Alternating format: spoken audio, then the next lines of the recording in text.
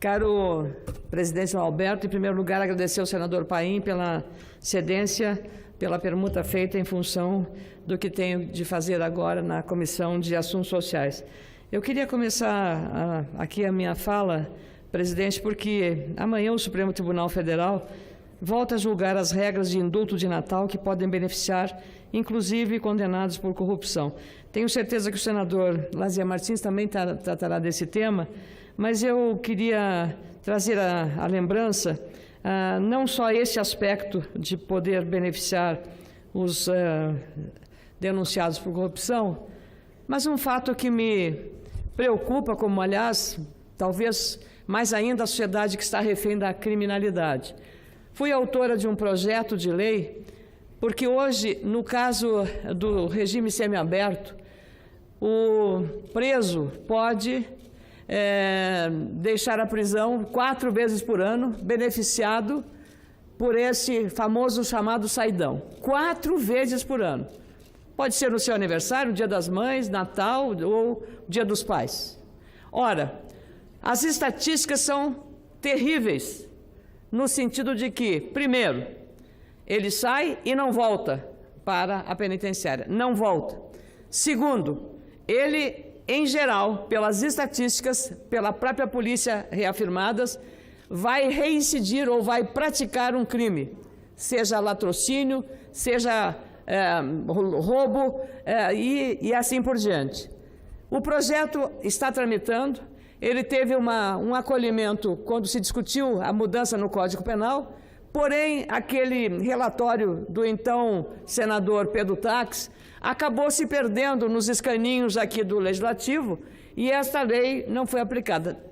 Ao longo desse tempo, mais crimes foram cometidos pelos saidões. Novo Hamburgo é um caso típico do que aconteceu em Novo Hamburgo com sair do chamado saidão, que acabou provocando o assassinato de pessoas conhecidas na comunidade. Então, eu trago de novo, pedindo ao Supremo Tribunal Federal que avalie com cautela essa questão, porque a sociedade que já está refém da criminalidade corre o risco de, conforme o entendimento dos senhores ministros, claro, os presídios brasileiros não são absolutamente lugar de ressocialização, mas simplesmente de uma escola para o crime. E aí também nós podíamos seguir exemplos que tem no mundo, inclusive daqueles que falam muito no regime cubano. O regime penitenciário cubano, para que se saiba, é um regime, eu diria, de absoluta disciplina, senador João Alberto. E o senhor conhece bem porque governou o Maranhão. É uma disciplina militar dentro do presídio cubano. Tem horário para levantar, se alguém fugir à disciplina, é punido todo o pavilhão. Eu visitei durante 2 dias uma prisão em Cuba. E mais, os apenados em Cuba trabalham para financiar o sustento e a manutenção do presídio. Respondem por 82%. À época que eu visitei eram esses números, nas suas habilidades, seja produzindo alimentos na horta, para servir para os presos na alimentação, seja produzindo cadeiras ou outros utensílios de madeira, os carpinteiros ou marceneiros, seja consertando veículos que aqueles têm habilidade para a área da mecânica. Cada um separado por grupos e é assim que funciona lá. Então, pouca fuga, não há fuga, e aqueles que ainda têm uma pena máxima que não seria aceita no Brasil, é que alguns de crimes menores roubam uma bicicleta, aqueles usam um uniforme identificativo de que roubaram uma bicicleta e vão para a rua varrer a rua. Senador, isso é aplicado em Cuba. Então, eu às vezes falei nisso aqui, eu quero dizer que o trabalho enobrece o homem. O trabalho é a única maneira, porque o ócio não é um bom conselheiro. O ócio não é um bom conselheiro, ainda mais nas prisões superlotadas. Então, queria chamar a atenção para o Supremo Tribunal Federal, que, aliás, ontem, uma decisão também importante, o ministro Luiz Fux tratou de acabar e extinguir com o auxílio moradia para a magistratura, o que vem, de certa forma, não atenuar o impacto que terá financeiro do reajuste que foi aprovado pelo Senado Federal em relação aos magistrados, ao Supremo Tribunal Federal, como teto de salários, mas pelo menos dá um regramento e um disciplinamento a essa questão. Aliás, eu, senador, fiz um projeto de resolução aqui nessa casa, logo que entrei no Senado, porque o Senado tem um auxílio de mudança. O senador que chega aqui, vem de um estado, seu estado, Maranhão, ou o Rio Grande do Sul, o senador Lazier, o senador Paim, vem do seu estado para mudar, trazer ou móveis ou utensílios, recebe um auxílio mudança. Quando volta, não eleito, não reeleito, recebe também o auxílio para voltar para o seu estado. O que eu fiz pela lógica? Aquele senador ou deputado que foi reeleito, se ele já fez a mudança, ele já está em Brasília, para que você vai fazer novamente um pagamento se ele não vai fazer essa alteração na sua vida? Então, para esses casos, os casos que me incluo, não terá esse auxílio. Como eu sou autora dessa lei, não fui reeleito, já encaminhei à Secretaria da Administração do Senado pedindo que não façam esse pagamento a mim. É uma questão de coerência, por isso que o projeto de resolução é uma questão lógica, uma resposta adequada, não é nada além daquilo. Quando sair, no final, se for o entendimento da casa, eu acho que ela deverá agir.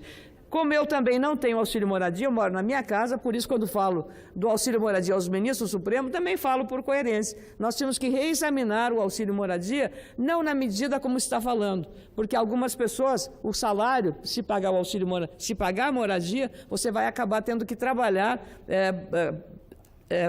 como é que se diz?